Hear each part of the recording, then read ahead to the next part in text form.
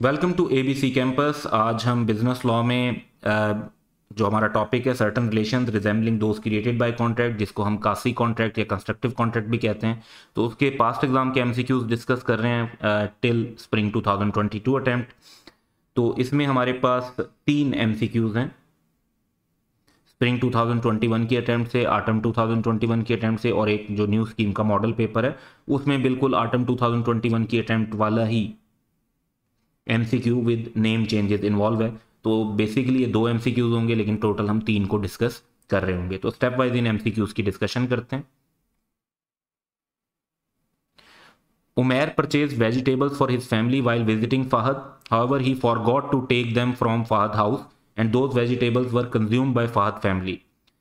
Fahad is now bound to pay the price of these vegetables because of obligation created under. तो इसका obviously answer है कासी contract, क्योंकि कासी contract में ये होता है कि लॉ ये ऑब्लिगेशन इंपोज करता है कि अगर आपने किसी दूसरे की चीज़ें जो लॉफुली उसकी तरफ से एक आपको काम हो गया या चीज़ें डिलीवर हो गई जिसका आपने बेनिफिट इंजॉय कर लिया हो, तो फिर उसकी कंपनसेशन उस शख्स को करनी है। तो इनको कासी कॉन्ट्रैक्ट भी कहते हैं, कंस्ट्रक्टिव कॉन्ट्रैक्ट भी कहते हैं, और जैसे यहाँ पे टाइटल है कि certain relation resembling those created by contract, तो ये भी कह सकते हैं। तो सर्टन रिलेशन या सर्टन ऑब्लिगेशंस, तो ये चीज़ भी टर्म भी यहाँ पर यूज हो सकती है। तो कासी कॉन्ट्रैक्ट ऑप्शन सी हमारा आंसर है। फिर क्वेश्चन है कि while having dinner at a restaurant Nadir found a gold coin under his chair which he took into his custody. जो शख्स जिसको कोई चीज मिले और वो उसको अपनी कस्टडी में ले ले, वो फाइंडर ऑफ लॉस्ट गुड्स बन जाता है।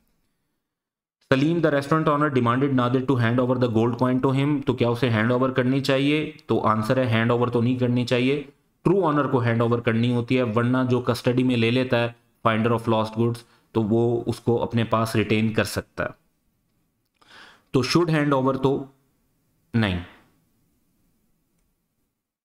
Can keep the gold coin.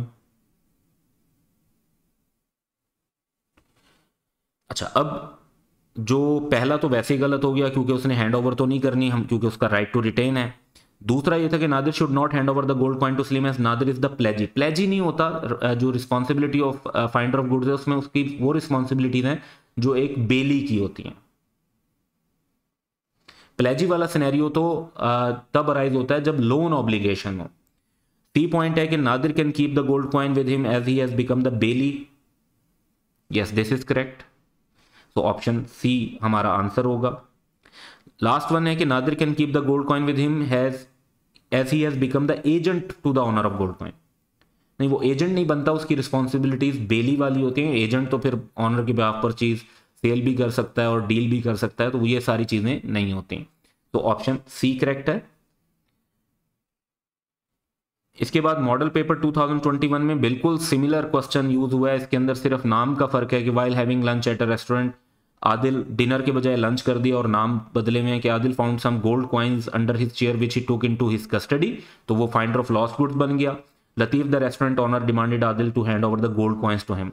तो बिल्कुल पिछले एमसीक्यूज की तरह इसके अंदर भी सेम वे में सारे ऑप्शन लिखे हुए हैं। तो वो हैंड ओवर भी नहीं करना चाहिए, प्लेजी भी नहीं बनेगा, वो एजेंट भी नहीं बनेगा, बेली बनेगा, और वो गोल्ड कॉइन रख सकता है। हाँ, ट्रू ऑनर जब मिल जाएगा तो उसको उसे डिलीवर करनी होंगी। तो यहां पर भी ऑप्शन सी हमारा करेक्ट है।